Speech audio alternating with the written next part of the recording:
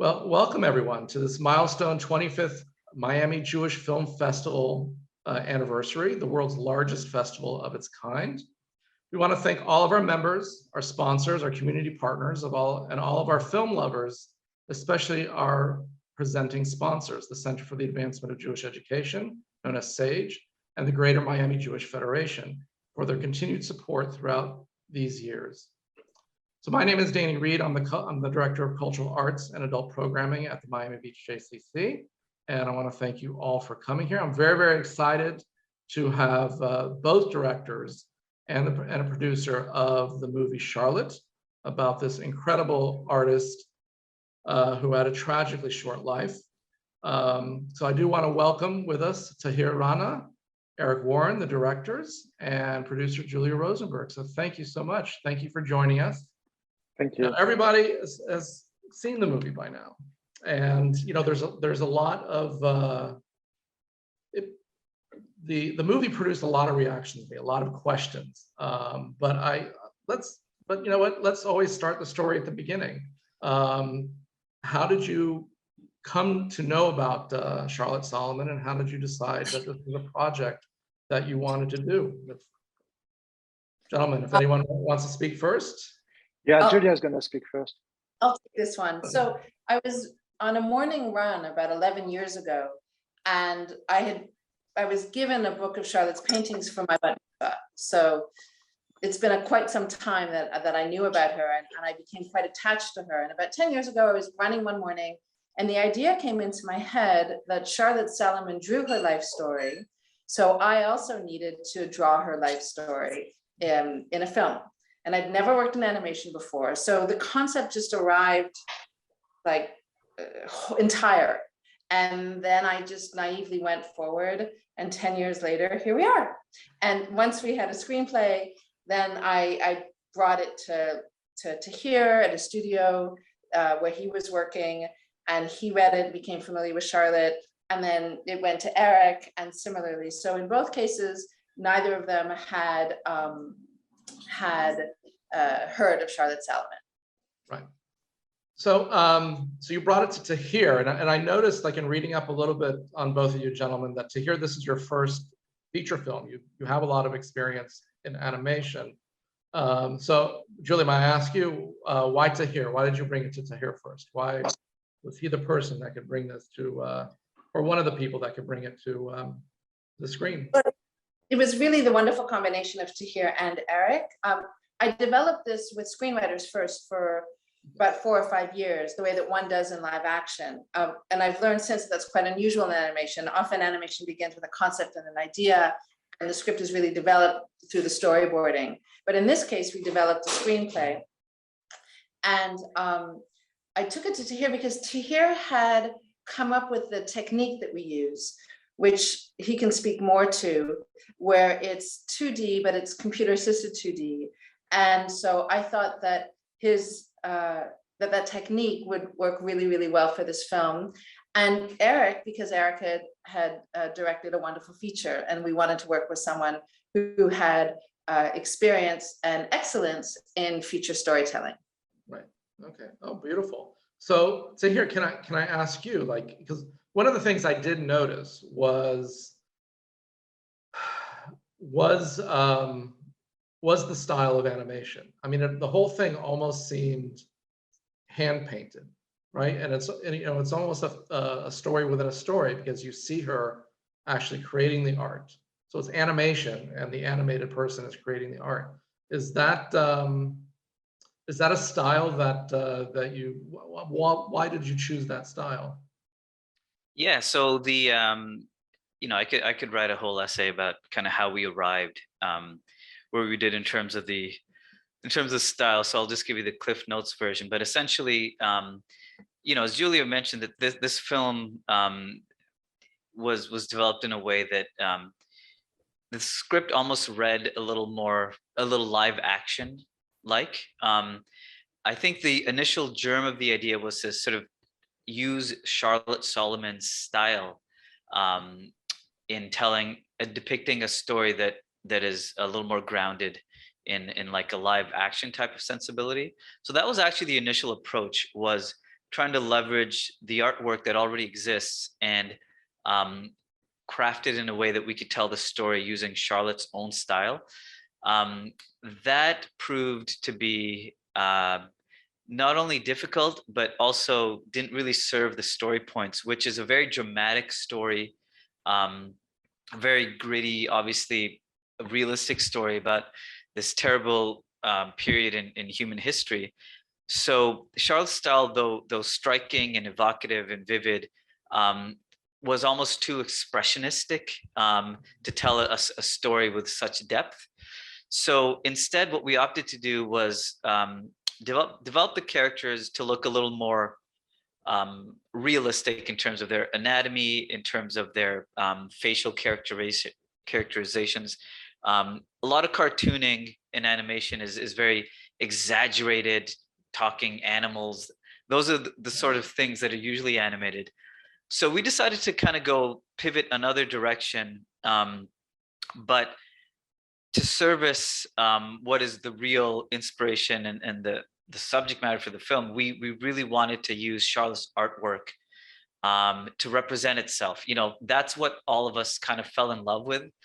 Eric and I have our own stories of discovering Charlotte through Julia, of course, and Life in Theater, and really falling in love with her brushstrokes and the colors that she used, and just kind of how hurried everything felt, because really she did paint with sort of this deadline, no pun intended, but so we wanted to kind of honor that, and the way we did that was through the transitions between scenes and moments and eras in the film. We used Charlotte's work to kind of take us through, and we imagined how would she paint. So we kind of recreated her brush strokes and her underpainting, and to me, those are the moments that I feel the most proud of, in terms of this is Charlotte's work speaking to this brand new audience who may not be familiar with her work. But I think Charlotte as an artist deserves that voice, and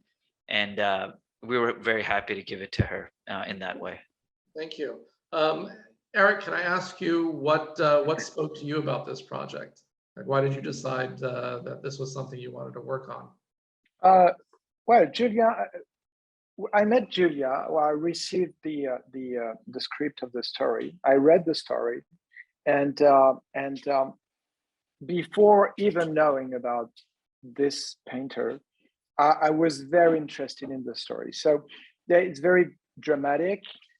It's based on the real life, and it's very. I was moved, of course, by the story, by the fact that it was true, happened, and I was very, you know, doing. I'm not sure I understand. Oh, doing an animated movie based on a true story is always something very interesting. So I was very interested in that. And after that, we met together.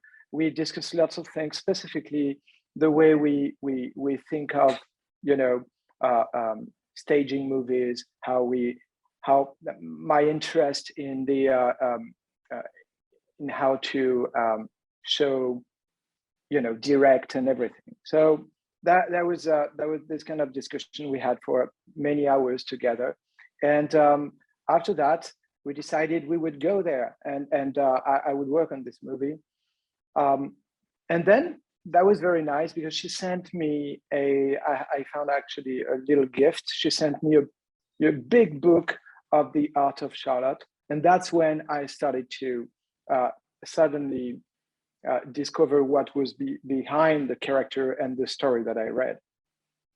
And that was another shock, where it was definitely, you know, you read a story, suddenly you have the work in front of you, and you make links and stuff like that. So I actually had almost the same way as an audience can discover her work. It's you read, it's through the story, and then it drives you interest into trying to find something else and try to know more about her.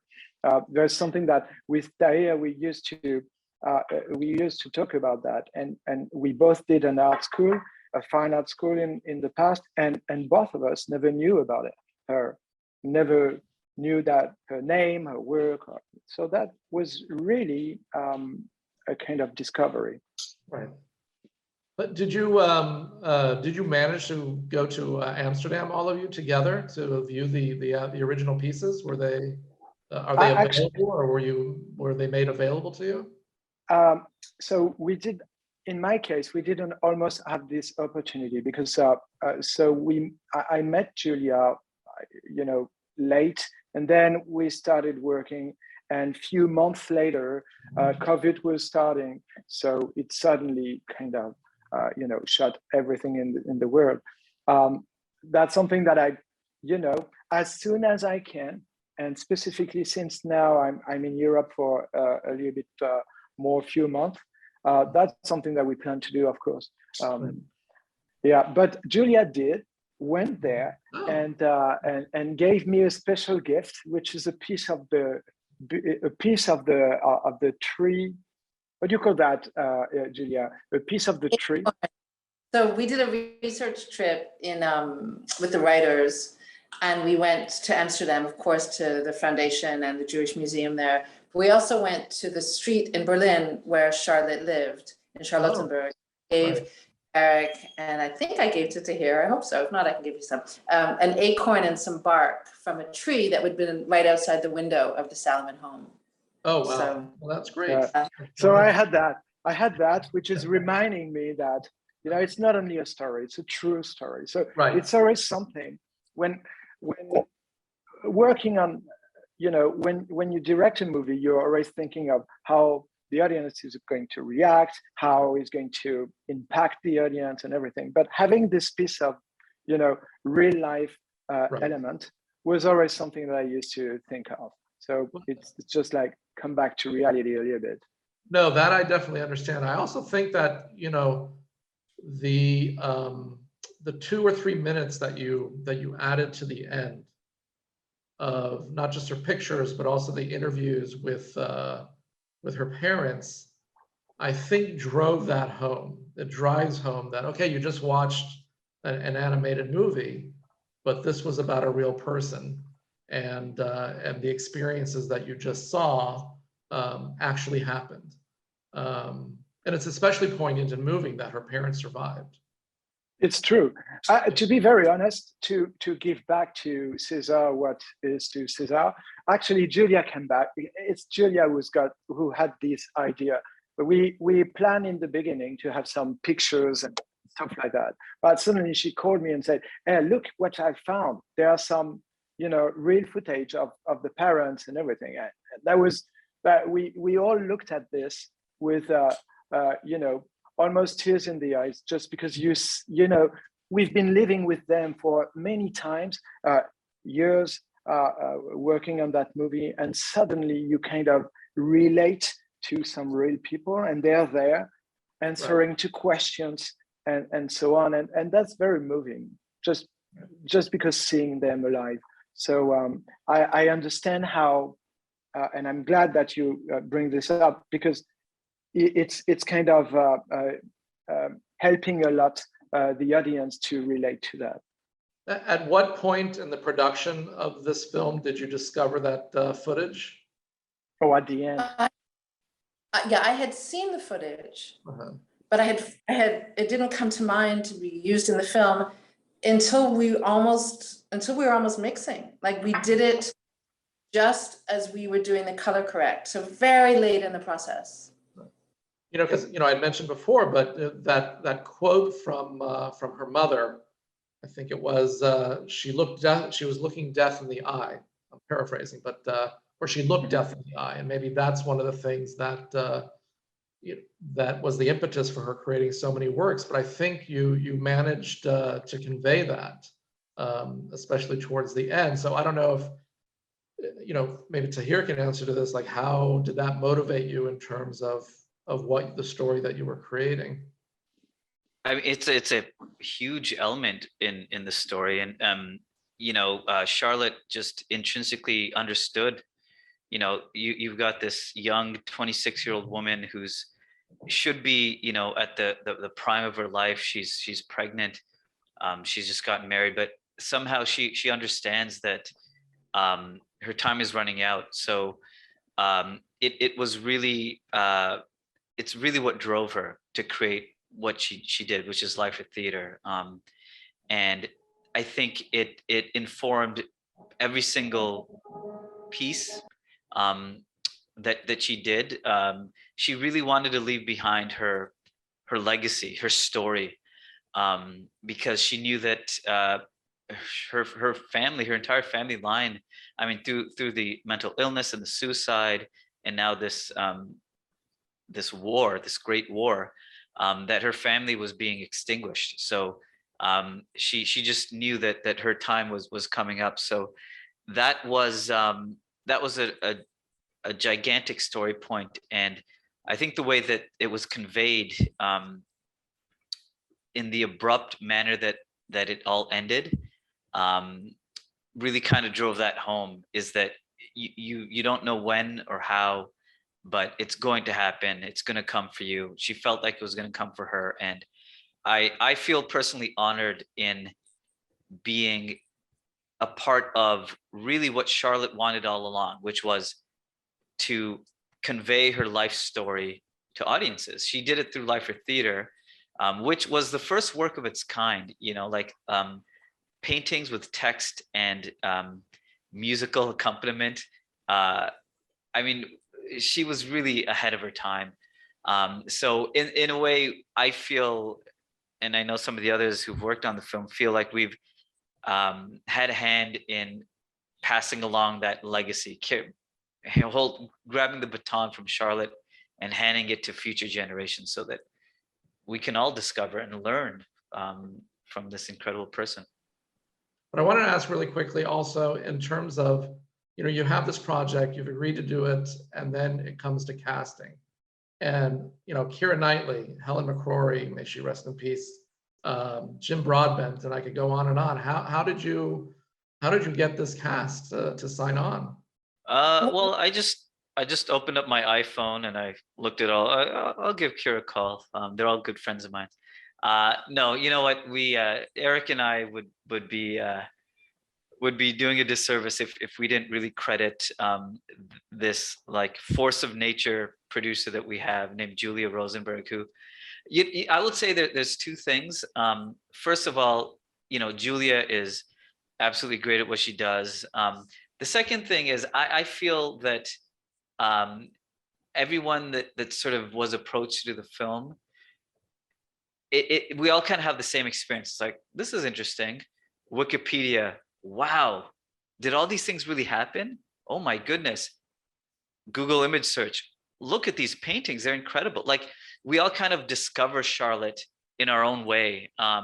And once you discover her, you get absolutely absorbed by this incredible life that was lived. So in the end, you know, we're all chomping at the bit. And I think that the cast really is a testament to just how powerful the story is, but also how great Julia is at what she does. Well, I'm going to pass the baton over to Kate Ringzell, who's our casting director in London, who was bit by the Charlotte Salomon fever and helped us. But also, it really must be said that the screenplay was an incredible screenplay. Eric Rutherford and David Bezmosgis crafted one of the best screenplays I've ever read. And in filmmaking, especially working with well-known actors, it's really the screenplay, which is the first representation of the project. And then, of course, it's the package and the director and all these things. So they crafted one of the best screenplays I've ever had the pleasure of helping to develop. Oh, that's wonderful. And they were, and the cast was recorded in London? Yes, so we recorded the cast in London, and one or two were recorded in Toronto. And then we have Marion Cotillard for the French version, and that was recorded during the pandemic with her being directed via Zoom. So, and some of the actors were also recorded a bit later via Zoom. So it was a bit crazy. That's how movies are done now, by the way. We do all now. We were a pioneer on this, because now I'm still directing some other things through Zoom now. It's crazy, Oh, but sorry. it's good. Somebody in an apartment above us just decided to start drilling right now, so it's wonderful. You know, of course, you know, I do want to ask you about, you know, as you created this and you unraveled Charlotte's story, you know, I told you before we started recording that that I was just shocked at some of the things that were revealed, and the whole I guess it was a confession that was revealed or discovered, quote unquote, a few years ago, or finally published a few years ago, a 19-page confession in which she revealed that she poisoned her grandfather.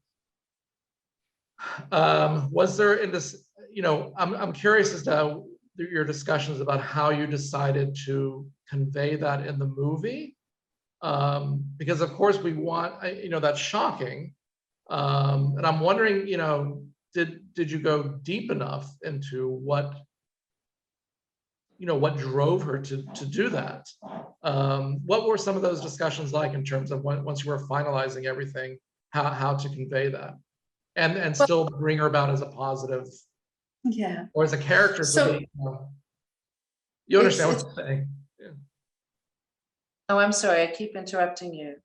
Would you like me to answer now? Please go ahead.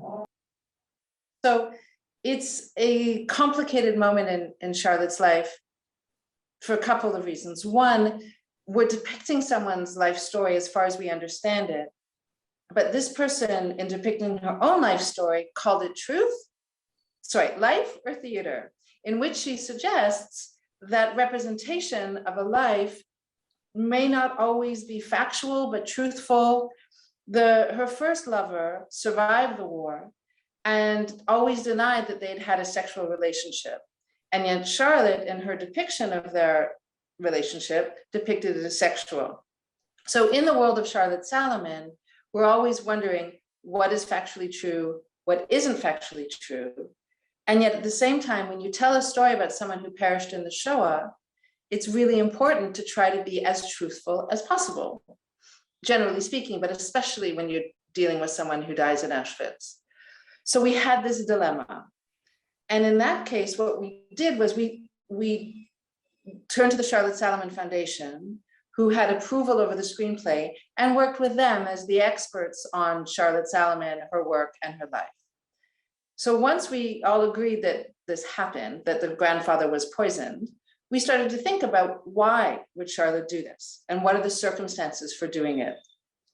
And what we've tried to do in the film is suggest that it's a mercy killing done by someone who is nonetheless really stifled by the person she is mercy killing. So it's a complicated moment in her life story. You'll see that he's starting to be delirious. He has a serious head wound. We've learned earlier in the film that he carries poison with him because he wants to die with dignity. And the reason he has a head wound is because he's been attacked by anti-Semites. And we know that things are getting worse and worse for the Jews. So there's a big argument to be made that she did this to put him out of his mercy. And yet we couldn't depict their relationship without the animosity that was in it. So what we're learning is that different demographics have different responses to that mercy killing. The explanation that I've heard the most, which makes the sense to me, is that in terrible times, we sometimes have to do terrible things. And that's sort of the best explanation that I take from it. What did you think, Danny? What did I think?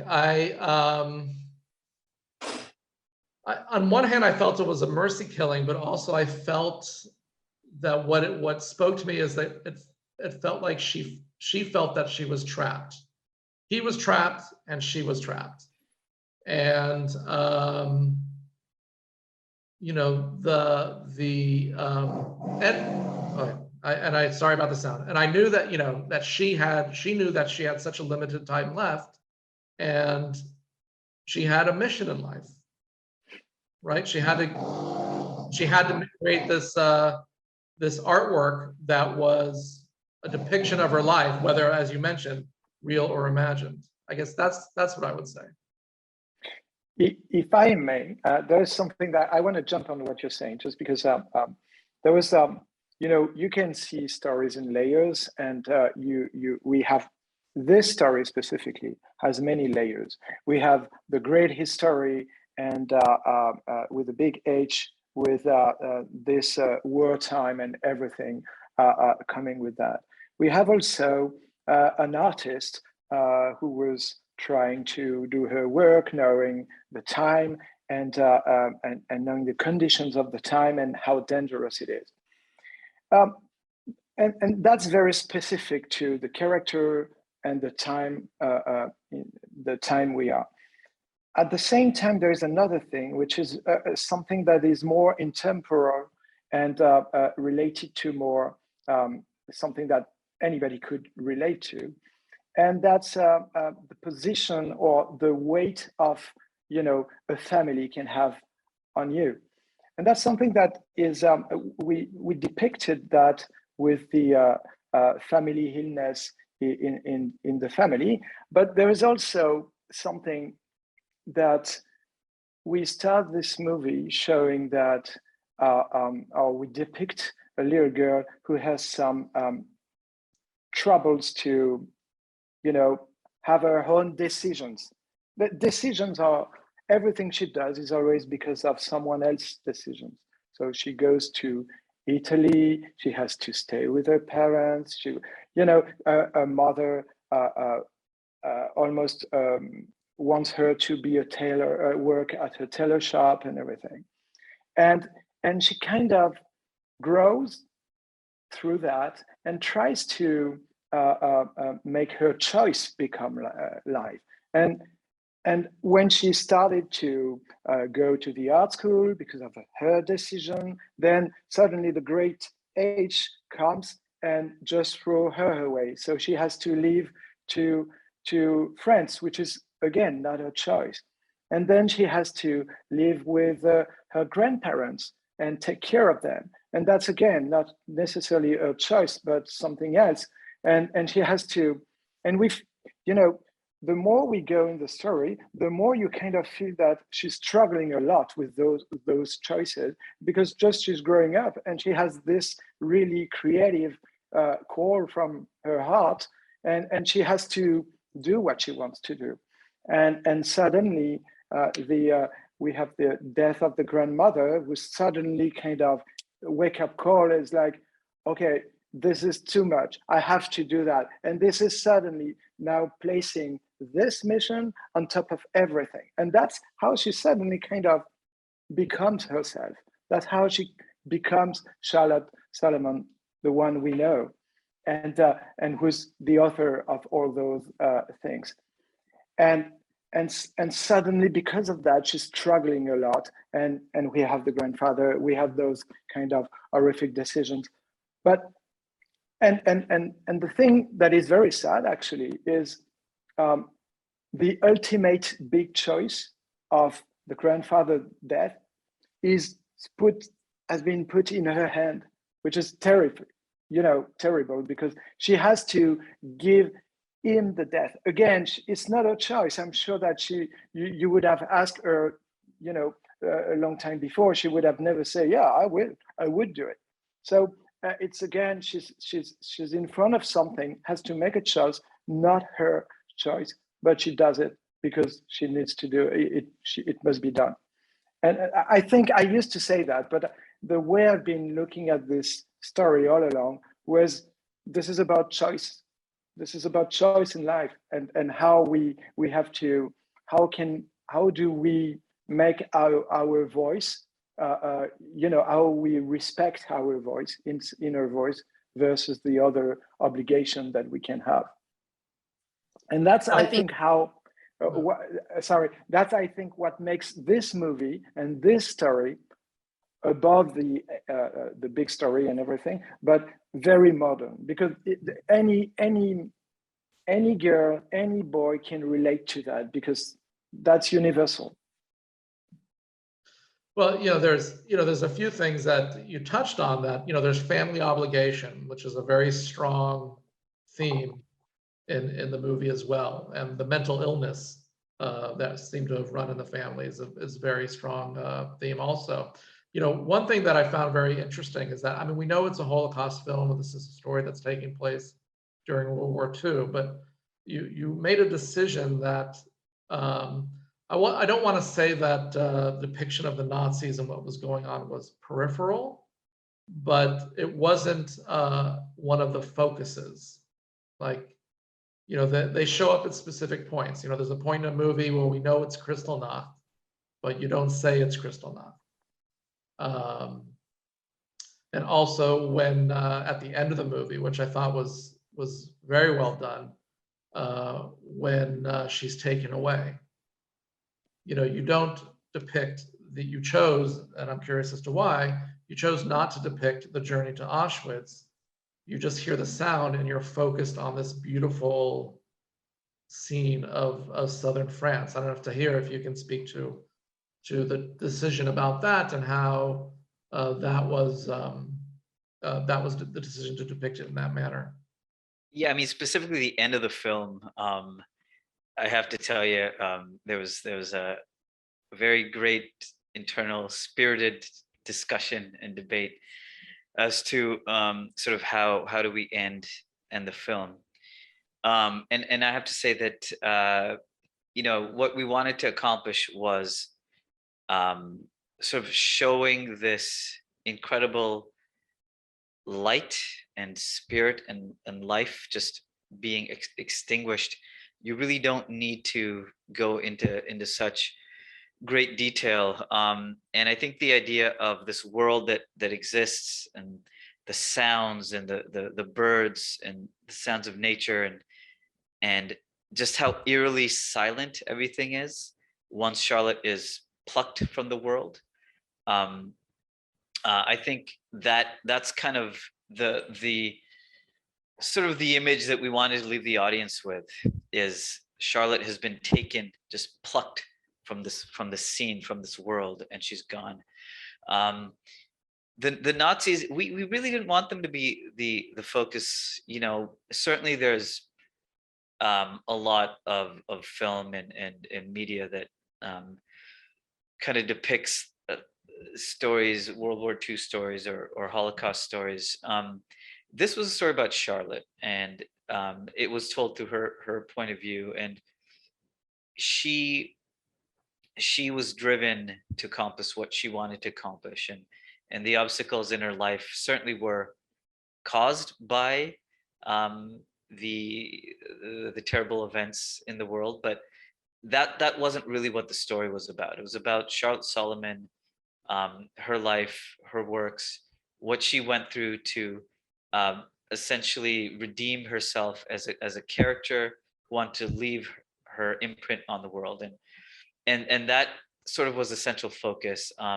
So I think that we certainly alluded to those outside forces that ended up having her flee to France and took her to Auschwitz, but without exactly being explicit about the details.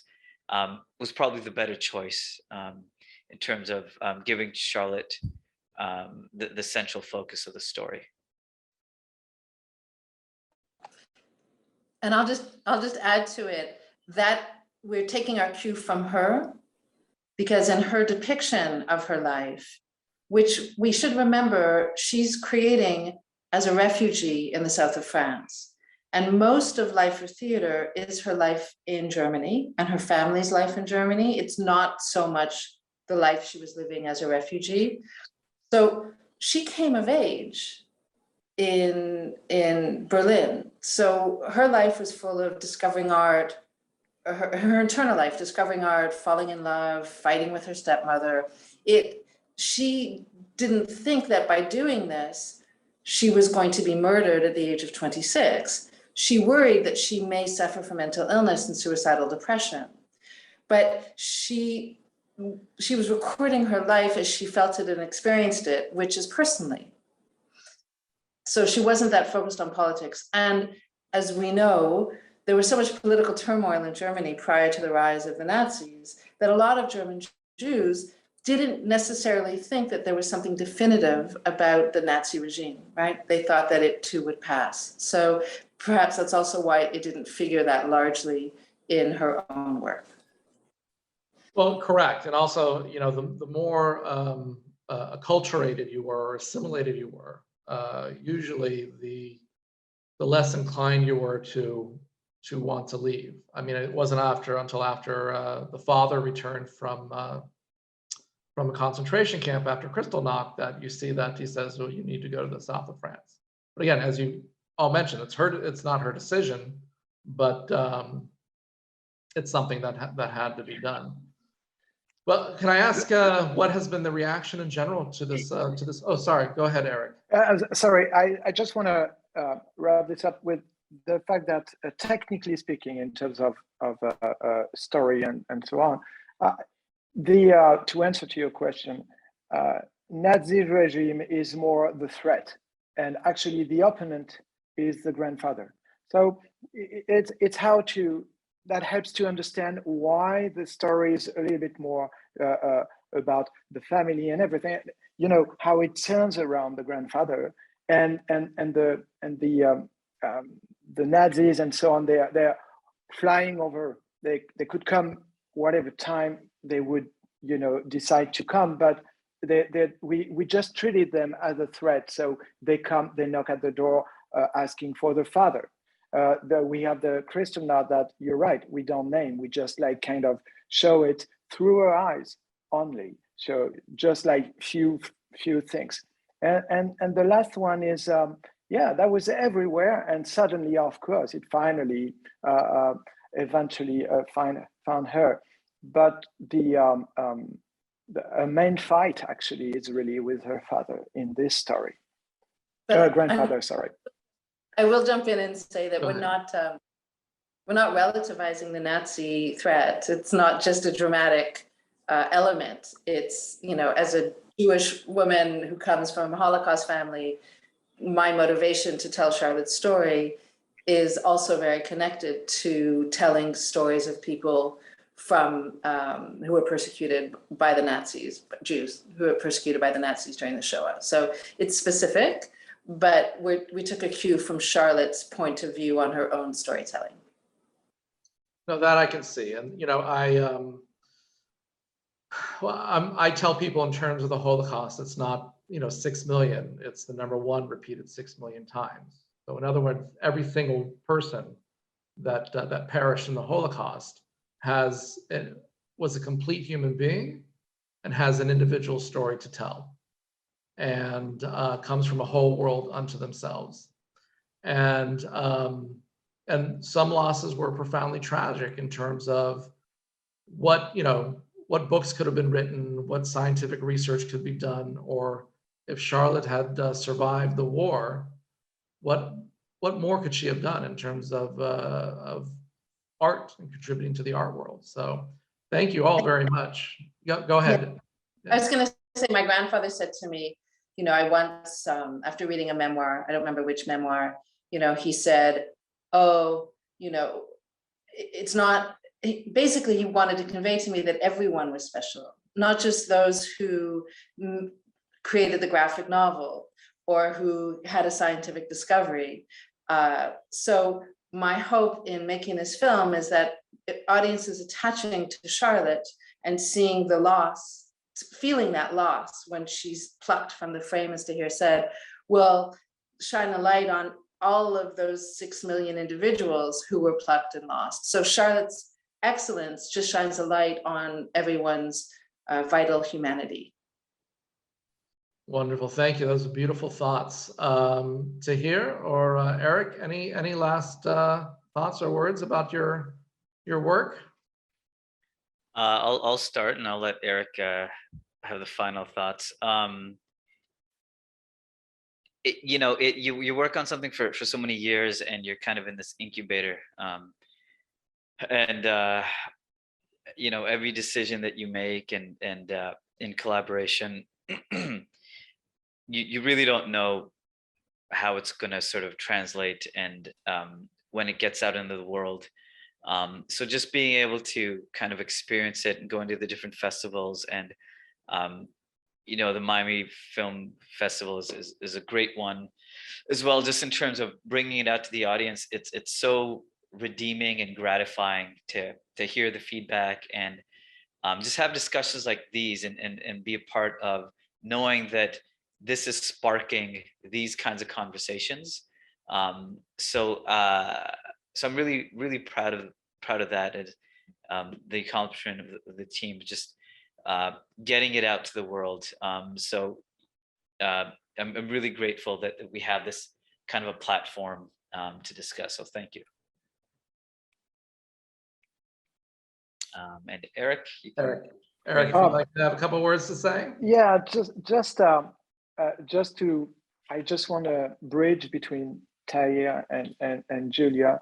I think that it's right. It's a great honor to have a movie and a story that we've been working on for so long, coming up to the audience and so on, being presented. At the same time, and I want to use what Julia just said. It's specifically her grandfather, by the way. It's true. I mean, every life counts, and it's not only the talented people who are interesting. I mean, some others are interesting too.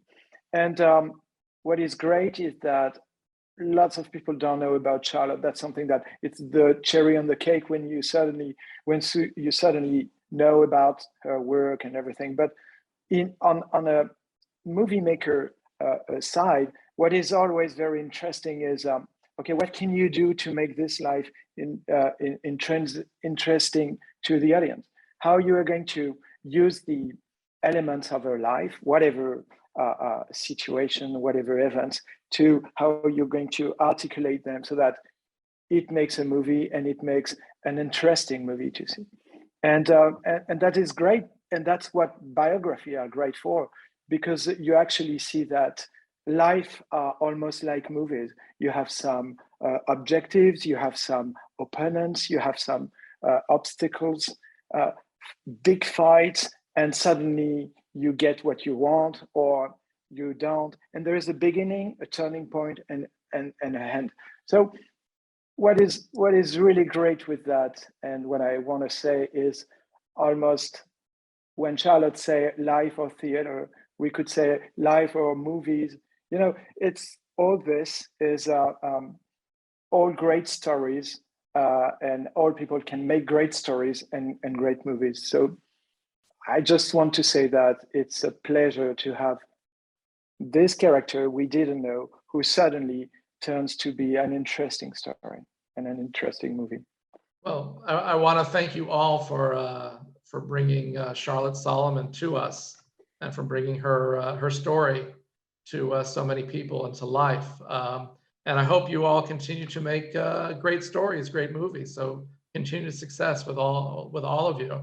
So I've been here with Tahir Rana, Eric Warren, who are the co-directors of the movie Charlotte, and the producer Julia Rosenberg.